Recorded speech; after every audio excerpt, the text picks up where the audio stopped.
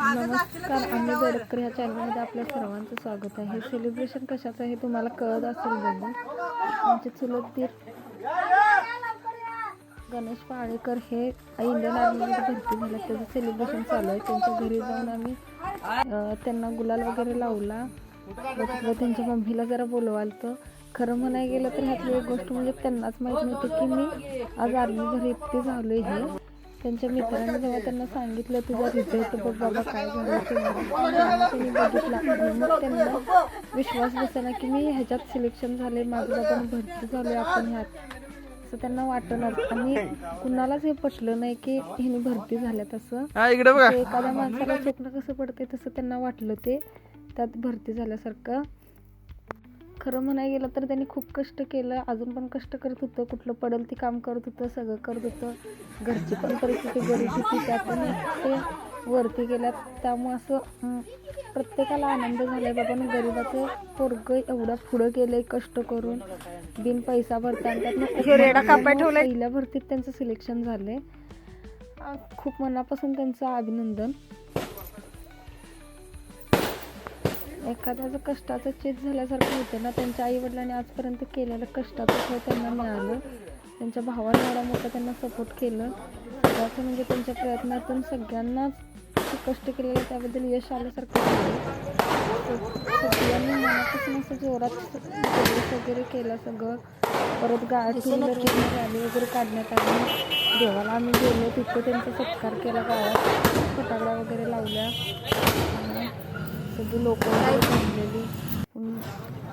गणपती मंदिरजवळ आल्यानंतर तिथे राजू सर वगैरे ते आलते सगळेजण. त्यांनी त्यांचा सत्कार वगैरे केला, थोडी भाषण वगैरे त्यांनी सांगितलं.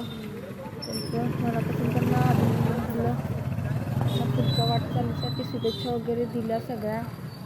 खूप भारी वाटलं त्यांचं पण. असं भाषण आता त्यांनी दिलेल्या शुभेच्छा वगैरे, तिथले सत्कार वगैरे सगळं. याची आपल्या भारतीय सैन्य दलामध्ये या ठिकाणी नियुक्ती झालेली आहे, निवड झालेली आहे. गजराज कला क्रीडा व सांस्कृतिक मंडळाचा एक चांगला कार्यकर्ता आणि खरोखर आज देशाच्या सेवेसाठी या ठिकाणी तो जाणार आहे.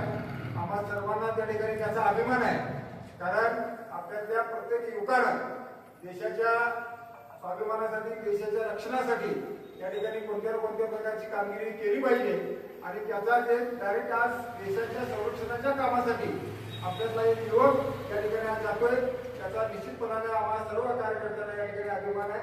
त्याला देशाच्या सेवेमध्ये स्वतःचं या पुढचं आयुष्य चांगल्या पद्धतीने व्यतीत करावं आणि गरीब कुटुंबातून आईवडिलांच्या आशीर्वादातून त्याची झालेली निवड निश्चितपणाने त्याच्या कुटुंबाला देखील आनंद देणारी असावी अशी या ठिकाणी गणपतीच्या चरणी प्रार्थना करतो. आणि त्याच्या पुढील वाटचालीसाठी त्याला या ठिकाणी आमच्या सर्वांच्या वतीने, बेडकर वासियांच्या वतीनं या ठिकाणी लाख लाख शुभेच्छा देतो. या तुमच्या इकडे या.